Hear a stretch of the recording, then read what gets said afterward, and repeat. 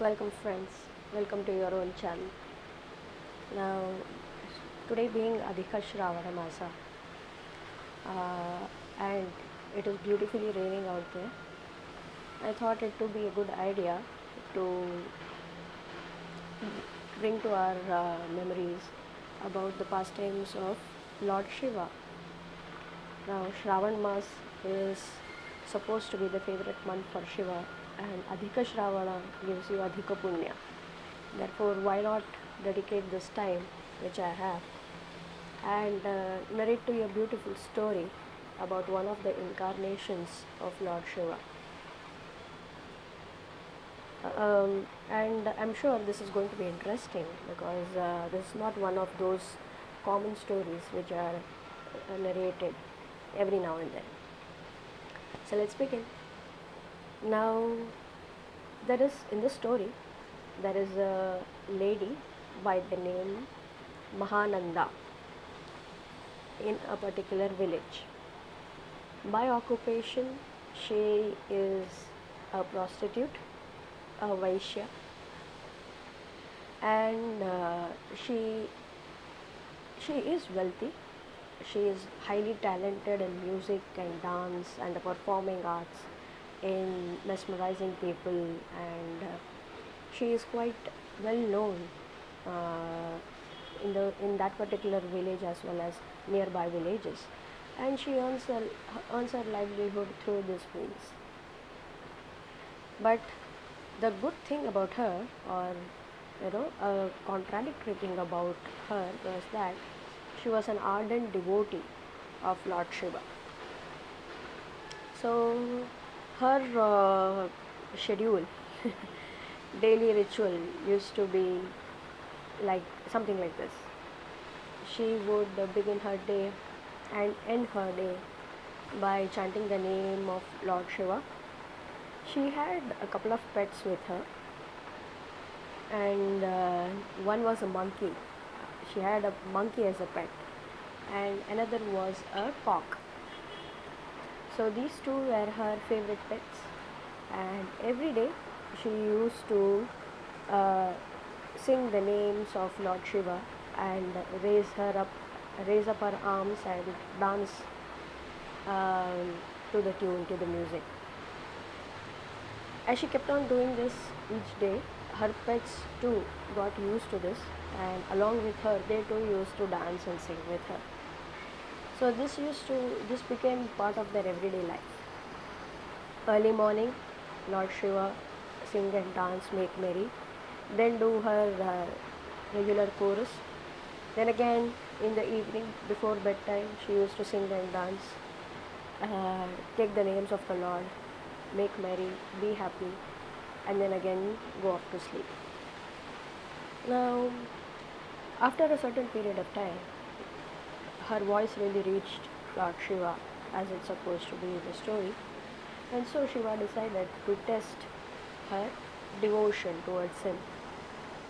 So one day he decided to put on a disguise and make a surprise appearance at her door. So Shiva puts on a garb of a merchant, and a wealthy, very wealthy merchant, adorned with a lot of ornaments and nice clothing, nice attire. He looks wealthy, he looks very plump and nice figure, tall, hefty, and he looks quite handsome too. So in this guise, he knocked at the door of uh, Mahananda.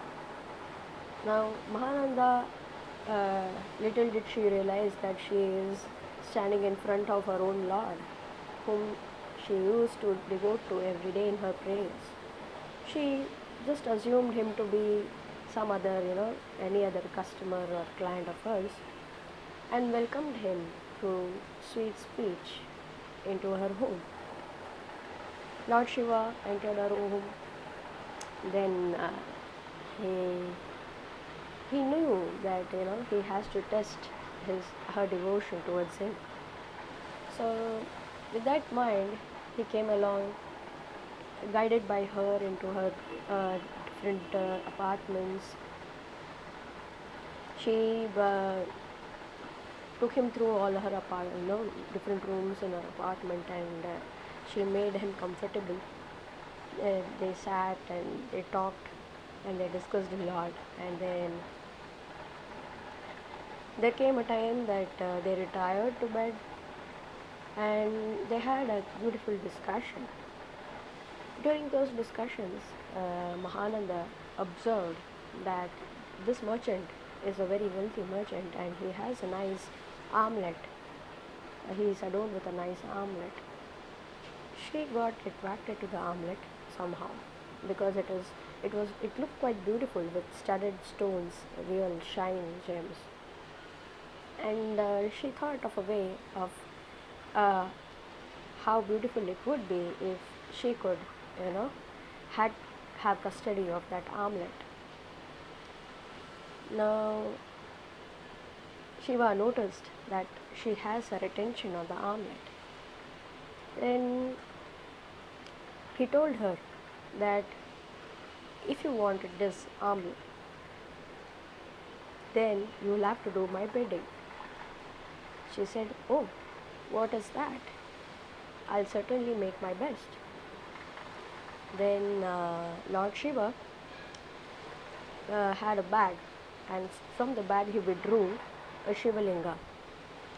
And he said, "This Shivalinga is most precious to me, more precious to me than my own very life. And I have been protecting this. I cannot live without this. I cannot stay alive without this. So it is your bidding and your responsibility. Now that I have entered your home and I am living with you, it becomes your responsibility to make sure that it is protected. And I am repeating here that this is more precious to me than my own very own life. So better take care of it. If you do, then you can have this armlet." She said, "Well, it's not a big deal. I will be able to protect it." Then, so saying, Lord Shiva handed over the Shivalinga to her, and she very sincerely took it and kept it in a place where others cannot have a reach. As fate had it, what happened was they retired to bed after all their discussions were over, and after they enjoyed each other's company. They just retired to bed, and she made a comfortable bed and made Shiva sleep. As Shiva slept, she continued with her bhajan at the end of the day, and then she too wanted to sort of retire to bed.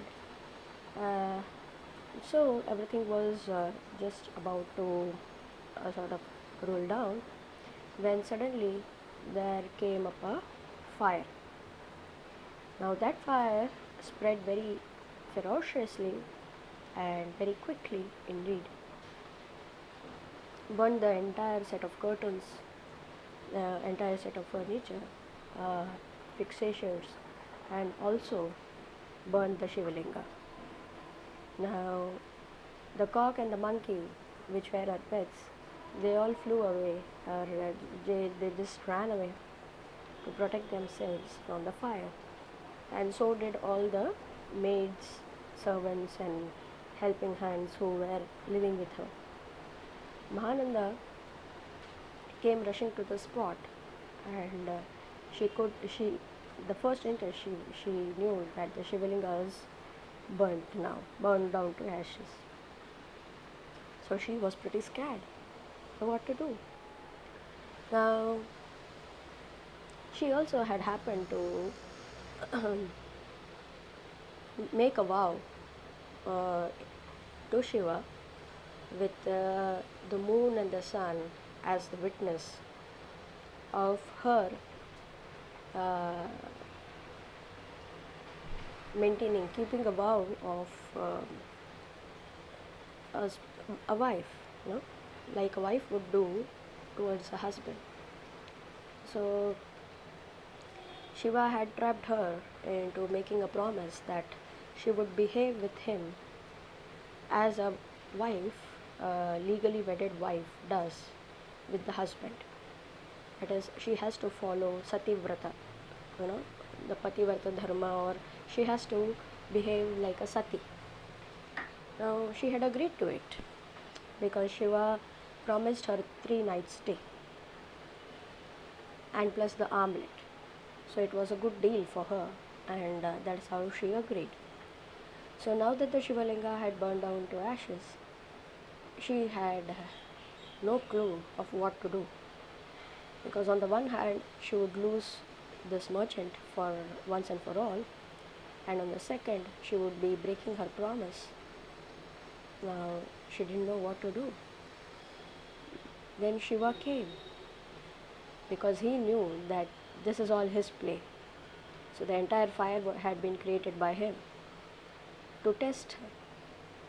So he came running and put up a great drama as if he really was deeply saddened and remorsed the burning of the Shivalinga. He asked her, "Didn't I ask you to protect the Shivalinga, and it is more precious to me than my own very own life? Now what am I supposed to do? I may not be able to live without it, and you cannot bring back the Shivalinga." So she said, "Order me, what can I do to help you in whichever way I can, because this was something not beyond, and this is not something which was under my control, and it just happened that way, and it's accidental. So tell me, what can I do for you?" Then Lord Shiva said, "What can you do? And I don't intend to live anymore. So why don't you just prepare a pyre for me? Pile up logs of wood, and I shall light up a fire, and I shall enter the fire, and it should be the last moment that I breathe." And so she got very frightened. She got scared. She made all the attempts to persuade him and stop him from giving up his life this way. But Shiva would not budge. He said, "Once I made a decision, it is a decision. I cannot live without the Shivalinga, so please do as per what I ask you to do." So, abiding by his orders, what she said, she made arrangements to light up a fire, and Shiva, for his part of the drama, he circumambulated the fire, took 3 rounds, and as if he was quite meditative and in a peaceful mood, with a lot of remorse in his heart, he just entered the fire. After having seen this man, this great merchant, to whom she had vowed that she would behave as a wife does towards her husband, she decided that she should also be entering the fire behind him.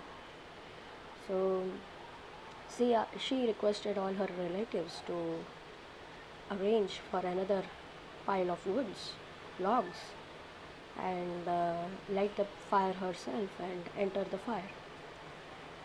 All her relatives stopped her and tried to persuade her that she is going insane, just for a relationship which did not even last for 2 days.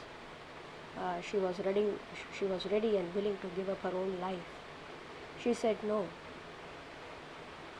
this is what I have promised to the merchant, and I cannot go back on my words." Why?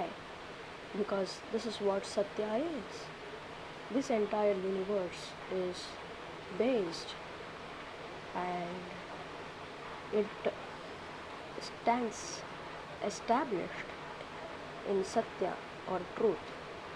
If I don't stand for the truth, and if I don't stand by the words which I have uttered, then it would be against Satya or truth, and I do not want to falsify and negate my own existence.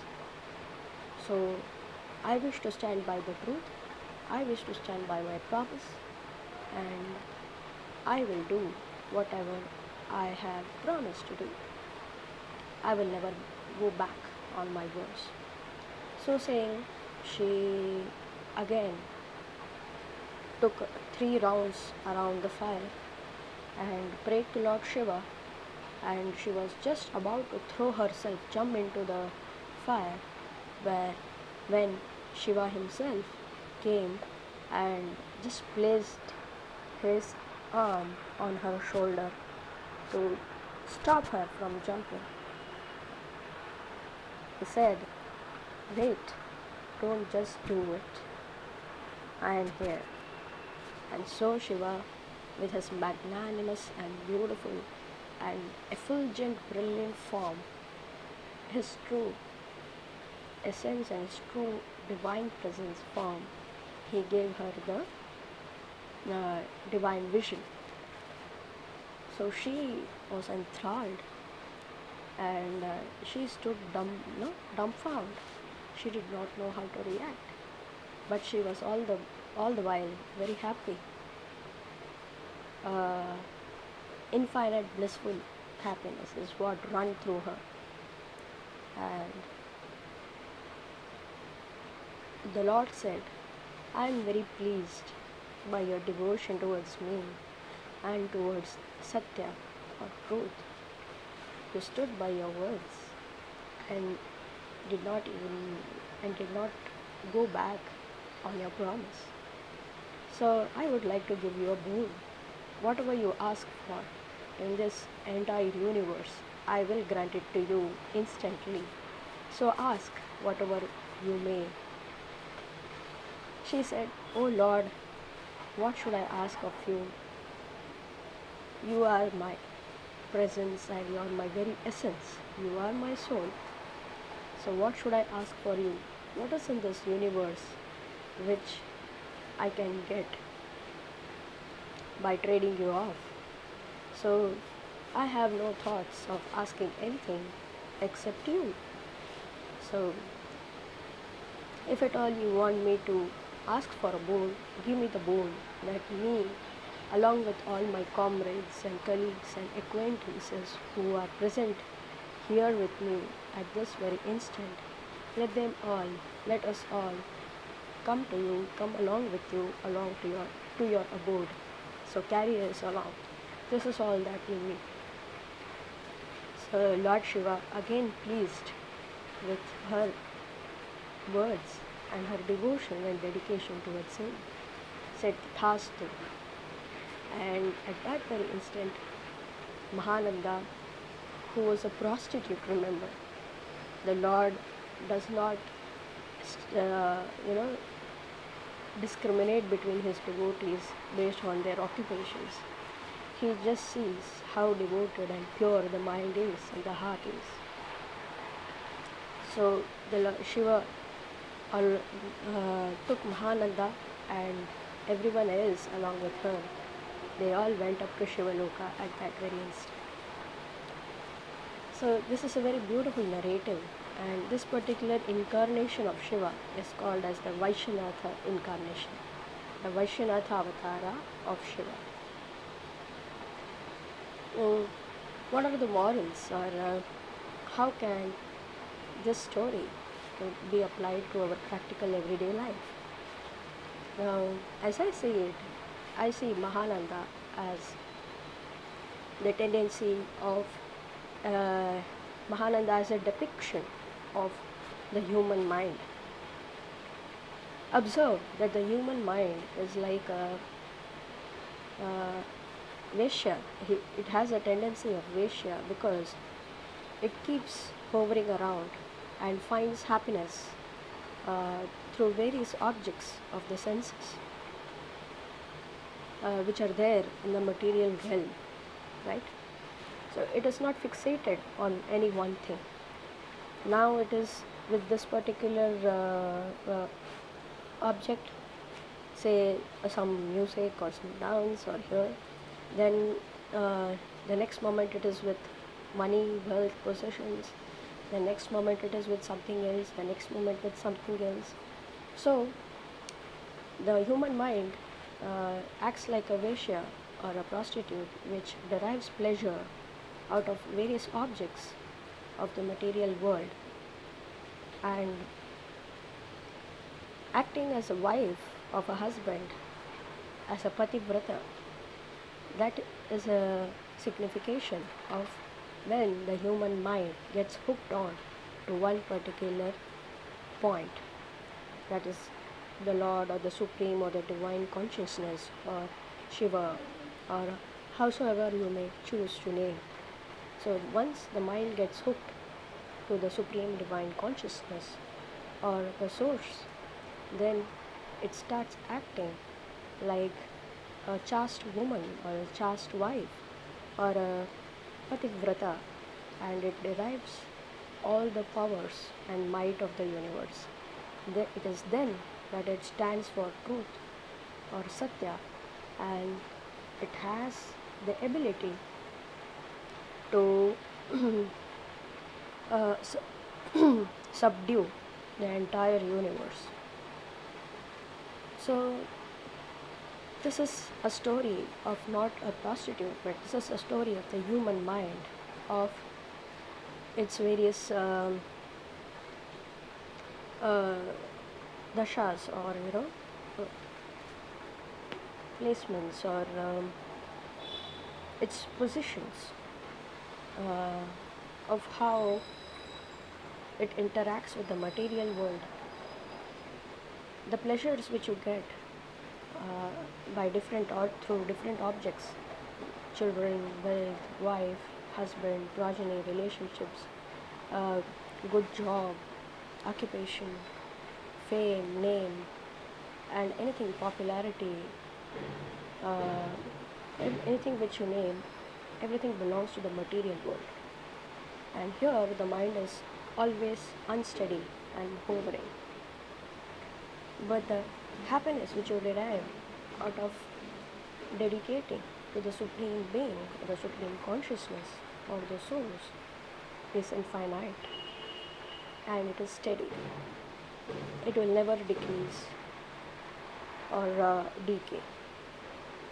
So this is the moral that we gain from the story of Vaishyanatha, incarnation of Shiva, of how we can be able to fix our mind, and how we can experience continuous perpetual bliss or happiness in this world and the next. Thank you. Thank you for the patient hearing, and let's come back with another story. Anadi Anantam. Om Namah Shivaya.